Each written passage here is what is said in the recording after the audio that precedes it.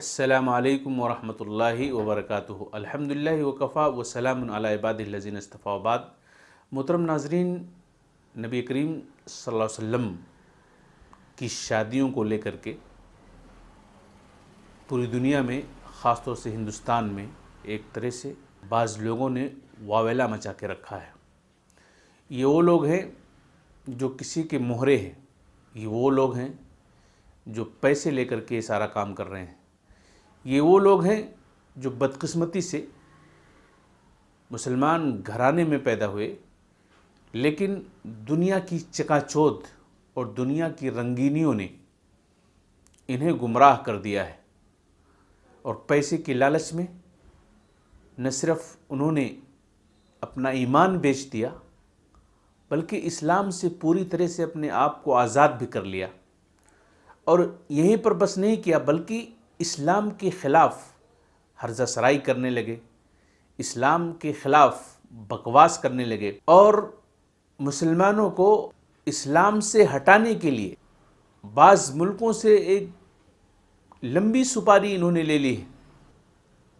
ایسے لوگوں کی یہ چاہت ہے کہ اسلام اور مسلمان کو شک کے دائرے میں لایا جائے، اسلام کی تعلیمات کو شبہات میں لا لیا جائے، جس سے لوگ کنفیوژن کے شکار ہو کر کے اسلام سے دور ہو جائیں۔ آج کل ٹیلی ویژن پر ایکس مسلم کے نام سے ڈیبیٹ ہو رہا ہے۔ بعض چینل اسلام کیا سکھاتا ہے، اسلام کیا ہے، اس طرح کے ڈیبیٹ کرواتے ہیں۔ چینل پہ جو لوگ ڈیبیٹ کرتے ہیں اور جو کرواتے ہیں، سب ان پڑھ اور جاہل لوگ ہوتے ہیں، اسلام کی باریکیوں سے واقف نہیں ہوتے ہیں۔ چند چیزیں انٹرنیٹ اور گوگل کے ذریعے سے انہوں نے پڑھ لیا، وہ سمجھنے لگے کہ ہم مسلمان، وہ سمجھنے لگے کہ ہم اسلام کے بڑے جانکار ہیں، حالانکہ ان کو اسلام کا الف بھی معلوم نہیں ہے، لیکن وہ اپنے آپ کو ایسا سمجھنے لگے کہ ہم سے زیادہ اسلام شاید کوئی نہیں جانتا ہے۔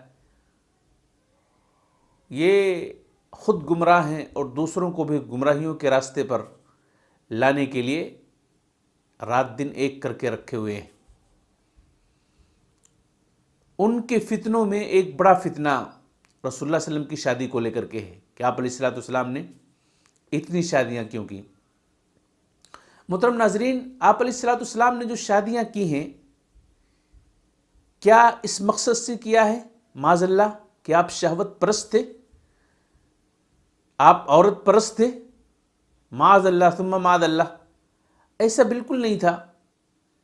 اگر آپ علیہ الصلوۃ والسلام شہوت پرست ہوتے، آپ دیکھیں آپ نے اپنی پہلی شادی 25 سال کی عمر میں کی، اور جس خاتون سے کی وہ خاتون آپ سے عمر میں 15-16 سال کی بڑی تھی، اور صرف بڑی نہیں تھی بلکہ اس سے پہلے 2 لوگوں سے ان کی شادیاں بھی ہو چکی تھی۔ وہ سیبہ تھی، پہلے سے شادی شدہ تھی، طلاق ہونے کے بعد وہ زندگی گزار رہی تھی، اور اللہ کے نبی علیہ الصلوۃ والسلام نے ان سے شادی کی۔ آپ اندازہ کیجئے، اگر کوئی شہوت پرست انسان آپ کے سماج میں کیا اس طرح کا معاملہ کرے گا؟ وہ تو نئی نویلی لڑکیوں کو، جوان لڑکیوں کو دیکھے گا، خوبصورت لڑکیوں کو دیکھے گا، لیکن نبی کریم صلی اللہ علیہ وسلم کا معاملہ کیا ہے؟ اپنے سے 15-16 سال کی بڑی خاتون، اور وہ بھی آپ سے پہلے 2 آدمیوں کی زوجیت میں رہ چکی خاتون، اس سے آپ علیہ الصلوۃ والسلام نے شادی کی۔ ظاہر بات ہے کچھ مقصد تھا نا اس کے پیچھے۔ آپ علیہ الصلوۃ والسلام نے بغیر مقصد کے کوئی شادی نہیں کی، اللہ کی رضا پا کر کے ہی آپ علیہ الصلوۃ والسلام نے، اللہ کا اشارہ پا کر کے ہی آپ علیہ الصلوۃ والسلام نے شادیاں کی۔ اسی میں حضرت خدیجہ رضی اللہ تعالیٰ عنہ بھی ہیں۔ ایک بزرگ خاتون سے آپ علیہ الصلوۃ والسلام نے شادی کی، اور کب تک آپ کی زوجیت میں رہیں؟ جب تک آپ کا انتقال نہیں ہو جاتا، یعنی آپ کی بیوی حضرت خدیجہ کا جب تک انتقال نہیں ہو جاتا ہے، آپ نے دوسری کسی خاتون سے شادی نہیں کی۔ کتنے سال تک یہ رشتہ چلا؟ 25 سال کے آپ تھے تب آپ علیہ السلام نے شادی کی، اور آپ 52-53 سال کی عمر تک صرف اسی ایک خاتون پر آپ علیہ السلام نے اکتفا کیا، دوسری شادی نہیں کی۔ اس کو آپ شہوت پرست کہتے ہیں۔ دنیا کے کسی بھی سنجیدہ انسان کے سامنے اس میٹر کو رکھیں، کسی بھی عقل مند انسان کے سامنے جو تھوڑا بہت پڑھا لکھا ہو، جو انصاف پسند ہو، جو سنجیدہ مزاج کا ہو، اس کے سامنے آپ اس مسئلے کو رکھیں اور اس سے پوچھیں کہ کیا ایسے شخص کو آپ شہوت پرست کہہ سکتے ہیں؟ ظاہر بات ہے وہ آدمی کہے گا یقیناً ایسا نہیں ہے۔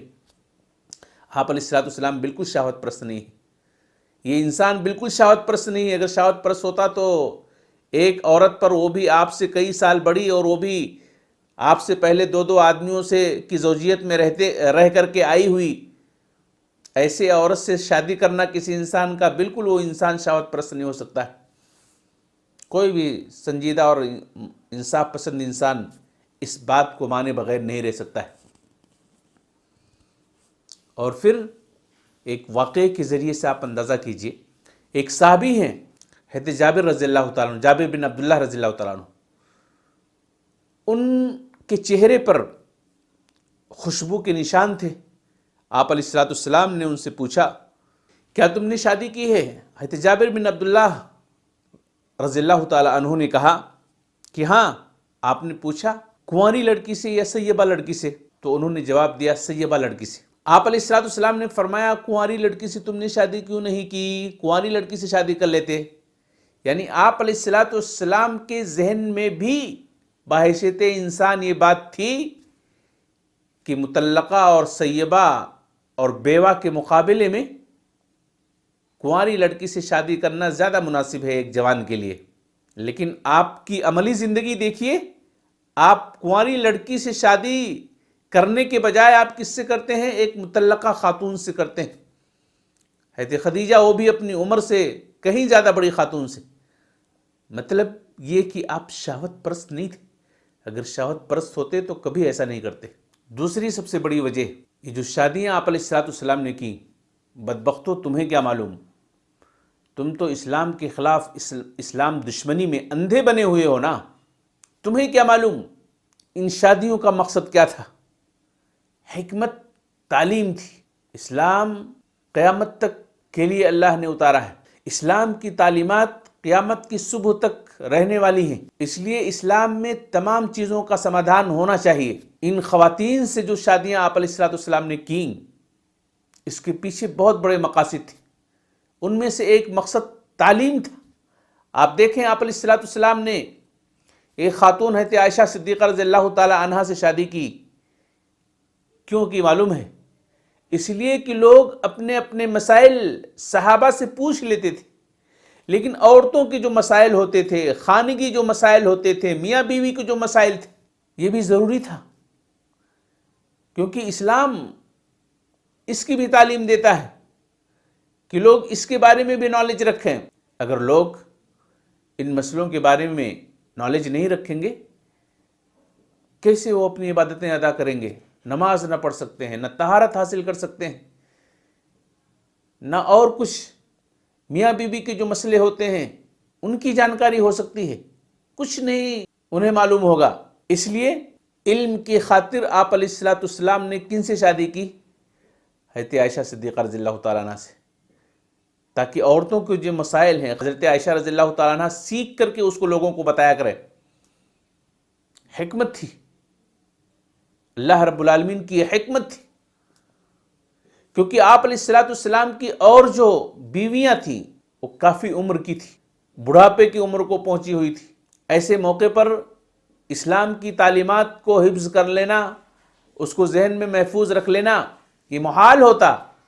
اس لیے آپ علیہ السلام نے اللہ کا اشارہ پا کر کے، اللہ کا حکم پا کر کے حضرت عائشہ صدیقہ رضی اللہ تعالیٰ عنہ سے شادی کی، تاکہ قیامت کی صبح تک عورتوں کے مسائل پر مشتمل تعلیمات لوگوں کے علم میں آتی رہے۔ یہ مقصد تھا، اور یہ مقصد میں خود نہیں بتا رہا ہوں، ایک صحابی ابو موسیٰ اشعری رضی اللہ تعالیٰ عنہ کہتے ہیں کہ ہم رسول کے اصحاب جب کسی مسئلے میں پریشان ہوتے، جب کوئی مسئلہ سمجھ میں نہیں آتا، تو ہم سارے لوگ رائے کر کے کہتے عائشہ صدیقہ رضی اللہ تعالیٰ عنہا سے اس مسئلے کے بارے میں پوچھتے، اور واقعی کیا عائشہ صدیقہ رضی اللہ تعالیٰ عنہا تھی، اس مسئلے کے بارے میں پوری وضاحت کے ساتھ ہم کو سمجھا دیتی، اور اس طرح سے ہمارے درمیان جو بے چینیاں ہوتی کسی مسئلے کو لے کر کے وہ مسئلہ حل ہو جاتا۔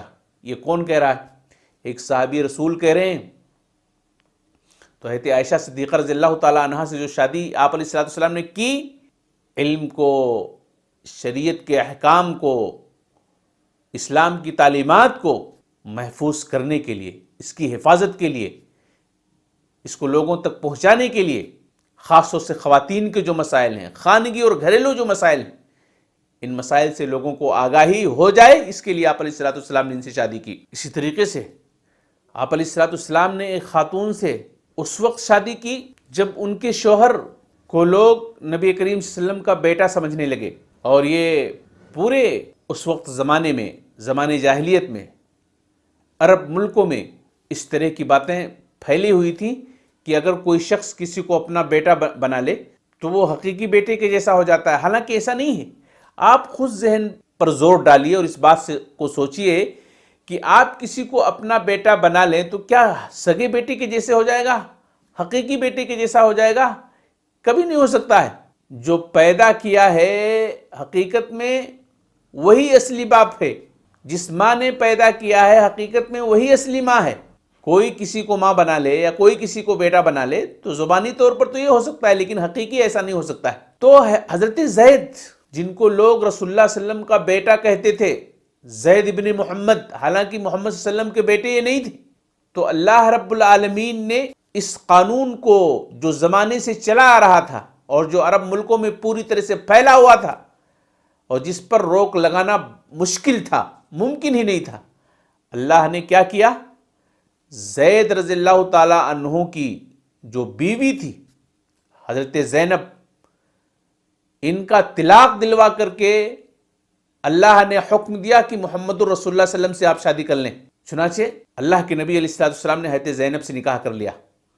زید نے طلاق دیا، عدت مکمل کرنے کے بعد اللہ کے نبی نے ان سے شادی کر لی، اور یہ ایک لمبے زمانے سے، لمبے وقت سے ایک گندا قانون جو لوگوں کے اندر رائج تھا، اللہ نے اس کے ذریعے سے ختم کر دیا۔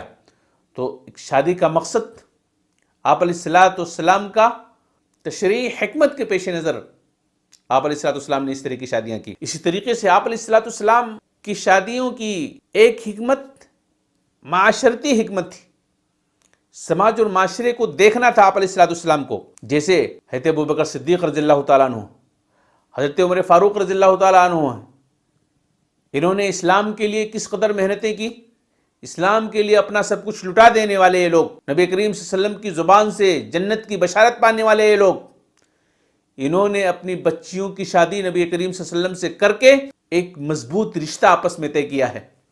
یہ تشریعی حکمت تھی، کیونکہ عرب ملکوں کے اندر، عرب خاندانوں میں ایک دوسرے کے ہاں جب شادیاں ہوتی تھی تو آپس میں بڑے مضبوط رشتے بن جاتے تھے، بڑے مضبوط قلعے کے جیسے رشتے ہوتے تھے، کبھی ٹوٹتے نہیں تھے، اور کبھی کوئی پرابلم ہوتا باہر سے تو سارے قبیلے والے مل کر کے مقابلہ کرتے۔ تو یہ معاشرتی حکمت بھی تھی کئی شادیوں کی۔ اسی طریقے سے آپ کی شادیوں کی ایک حکمت سیاسی حکمت تھی۔ سیاسی حکمت کی خاطر بھی آپ علیہ السلام نے شادیاں کی، بلا وجہ نہیں، بلا مقصد نہیں، شادیوں کے پیچھے کوئی نہ کوئی مقصد ہوتا تھا۔ جیسے بنو مستلق کے سردار حارث کی بیٹی جویریہ رضی اللہ تعالیٰ عنہ سے شادی کی، اس لیے کہ آپس میں اس قبیلے سے رشتہ مضبوط ہو جائے، اور کسی طرح سے باہر کا کوئی حملہ اگر کرنا چاہے تو یہ قبیلے کے لوگ مل کر کے اس حملے کو روک سکے۔ اس بنیاد پر اللہ کے نبی علیہ السلام نے یہ شادی کی۔ تو سیاسی حکمت بھی تھی ایک آپ کی شادی کرنے کی۔ ام سلمہ مخزومیہ، آپ علیہ السلام نے ان سے کیوں شادی کی؟ اس لیے کی کہ ان کے شوہر غزوہ احد میں شہید کر دیے گئے تھے، غزوہ احد میں شہید کر دیے گئے تھے اور ان کے چھوٹے 4 بچے تھے۔ آپ علیہ الصلوۃ والسلام کی ان کی حالت دیکھ کر کے آپ پریشان ہو جاتے۔ بچوں کی کفالت کرنے والا کوئی نہیں تھا، ان کا معین اور مددگار کوئی نہیں تھا۔ آپ علیہ الصلوۃ والسلام نے ان سے شادی کر کے دراصل ان کے ان 4 یتیم بچوں کی کفالت کرنا چاہ رہے تھے، آپ ان کے غموں کا مرہم بننا چاہ رہے تھے، اس لیے آپ علیہ الصلوۃ والسلام نے ان سے شادی کی، حالانکہ عمر میں بہت بڑی تھی۔ پہلی بار جب آپ علیہ الصلوۃ والسلام نے ان کو پیغام بھیجا تو انہوں نے یہ کہا بھی کہ اللہ کے رسول صلی اللہ علیہ وسلم میں تو بوڑھی ہو چکی ہوں، اب مجھے شادی کیا کرنا ہے۔ لیکن جب ان کو پتہ چلا کہ دراصل یہ بچوں کی کفالت کی خاطر شادی کرنا چاہتے ہیں تو انہوں نے پھر حامی بھری اور اس طریقے سے شادی ہو گئی۔ میمونہ بنت حارث، آپ علیہ الصلوۃ والسلام نے ان سے شادی کیوں کی؟ اس لیے کہ ان کے خاندان والوں نے اللہ کے نبی علیہ الصلوۃ والسلام کی بڑی مدد کی تھی۔ جب اسلام اور مسلمانوں کو ستایا جا رہا تھا، جب اللہ کے نبی علیہ الصلوۃ والسلام کو ساحر اور مجنون معاذ اللہ کہا جا رہا تھا، جب طائف کے میدانوں میں آپ علیہ الصلوۃ والسلام کو دوڑایا جا رہا تھا، ان کے خاندان کے لوگوں نے بڑی مدد کی، اس لیے آپ علیہ الصلوۃ والسلام نے ان سے شادی کر کے دراصل ان کے خاندان کا جو آپ پر عظیم احسان تھا اس کا بدلہ چکانا چاہ رہے تھے۔ شہوت کی خاطر یہ سب شادیاں نہیں ہوئیں، ہر ایک کے پیچھے کچھ نہ کچھ مقصد رہا ہے۔ سودا بنت زمعہ، آپ علیہ الصلوۃ والسلام نے ان سے شادی کیوں کی؟ اس لیے کہ ان کے شوہر دوسری ہجرت حبشہ کے موقع پر وفات پا گئے تھے، تنہی تنہا تھی، کوئی سہارا نہیں تھا۔ آپ علیہ الصلوۃ والسلام نے سہارا دینے کے لیے ان سے نکاح کیا۔